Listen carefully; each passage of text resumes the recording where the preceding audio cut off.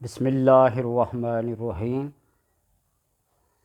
الصلاۃ والسلام علیکہ یا رسول اللہ وعلی آلک و صحابک یا حبیب اللہ۔ اللہ صلی علی محمد و آل محمد۔ آج کی اس نشست میں ایسے مسئلے کے بارے میں آپ کو ایک وظیفہ بتاتا ہوں جو مسئلہ ہر ایک کو درپیش ہے۔ وہ مسئلہ ہے رزق و روزی کا۔ مسائل، بے روزگاری، ٹینشن، ڈپریشن، غصہ،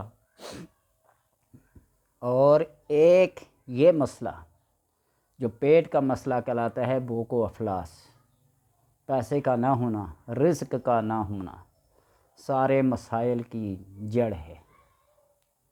اگر یہ مسئلہ حل ہو جائے، ہر انسان خوشحال ہو جائے، اور وہ دور آ جائے جو حضرت عمر بن عبدالعزیز رضی اللہ تعالی عنہ کا دور تھا۔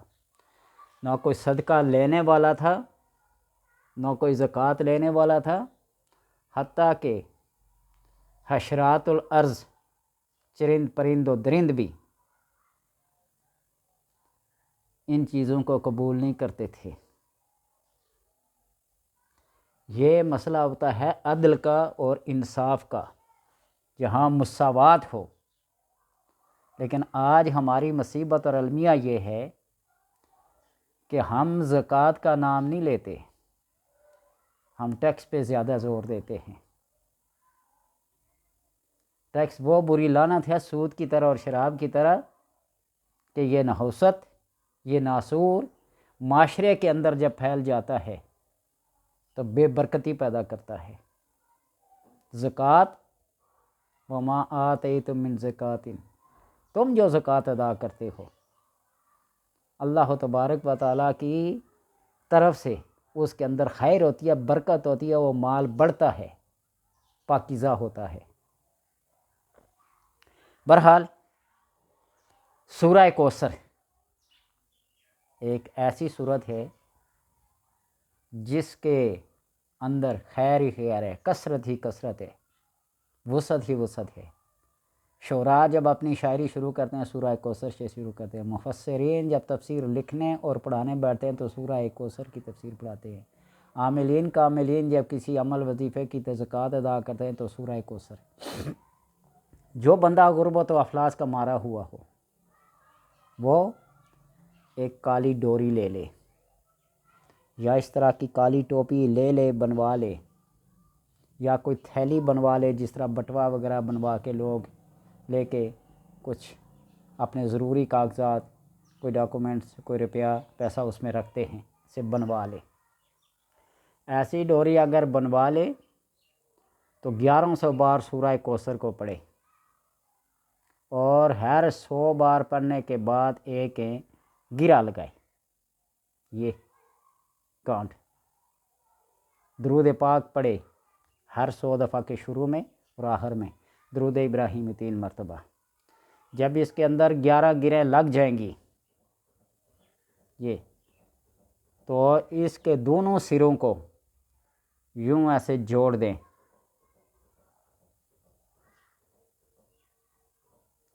ایسے جب جڑ جائیے، اس کو پھر آپ یہ سمجھیں کہ یہ دولت کی ایک کنجی ہے، چابی ہے، ایک سبب ہے۔ اور یہ بات وضاحت کرتے چلوں کہ دولت جو ملتی ہے نا، وہ قسمت سے ملتی ہے، وہ محنت سے نہیں ملتی، یہ بات یاد رکھنا۔ وظائف و عملیات اپنی جگہ اسباب پیدا کر سکتے ہیں، لیکن اللہ تبارک و تعالیٰ کی اس تقدیر کو نہیں ٹال سکتے جو تقدیر اس نے مبرم یا مشابہ مبرم لکھی ہے۔ ہاں، تقدیر معلق کہ تم یہ وظیفہ کرو گے، نماز پڑھو گے، تسبیحات پڑھو گے، تحلیلات کرو گے، تکبیرات پڑھو گے، تو اللہ تبارک و تعالیٰ تمہارے حالات کو تبدیل کر دے گا۔ جس طرح آپ صلی اللہ علیہ وسلم کے پاس ایک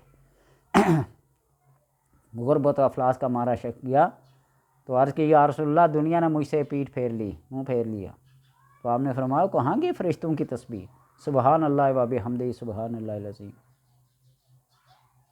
ایک دوسرا آدمی کیا مانگنے کے لیے، نہیں تمہارے پاس کچھ بھی نہیں ہے، ایک پیالہ یا ایک کمبل تھا، آپ نے وہ لے کے اس کو فروخت کر کے اس کو کلاڑی خرید کے دی، جاؤ جنگل سے لکڑیوں کاٹو۔ یہاں ایک طرف وہ تسبیح ہے، سبب ہے، اور دوسری طرف یہ محنت ہے۔ آپ صلی اللہ علیہ وسلم سائل کا حال دیکھ کر اس کو وہ عمل بتاتے جو اس کے لیے مناسب اور خیر و برکت کا باعث ہوتا۔ تو بہرحال اس کو بنا کے یوں گلے میں ڈال لیں، یوں ایسے اس کو بینگل کی طرح بنا کے، چوڑیوں کی طرح بنا کے یوں ہاتھ کے اندر پہن لیں، ایسے بے شک یہاں تک لے آئیں، سامنے کوئی شو مارنے کی ضرورت نہیں ہے، یہ آپ کے جسم کے ساتھ رہے۔ جب تک یہ رہے گا ایک سبب ہے خیر و برکت کو لینے کے لیے۔